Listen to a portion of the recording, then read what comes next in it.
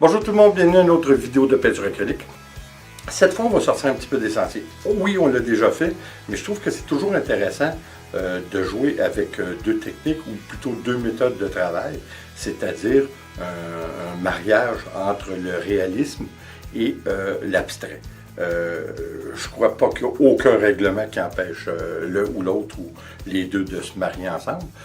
Je trouve que c'est intéressant. On l'a déjà fait par le passé, puis je trouve que ça nous donne des résultats vraiment intéressants. Cette fois, ce qu'on va faire, on va reproduire, je ne suis pas encore certain, mais je crois que je vais y aller avec un coulage fluide, fluid pouring, représentant le ciel. Et puis après, une fois notre travail terminé, on va prendre un pochoir et on va mettre avec le pochoir, avec un stencil, on va mettre un oiseau. Je trouve que ça peut être intéressant. Comme je vous dis, je trouve que c'est un heureux mariage entre l'abstrait et le réalisme. Alors, on va voir ce que ça donne. On l'a déjà fait, mais avec un pochoir, on ne l'a jamais fait. Je pense que ça va être intéressant. Et puis, on revient pour le mot de la fin. Allons-y.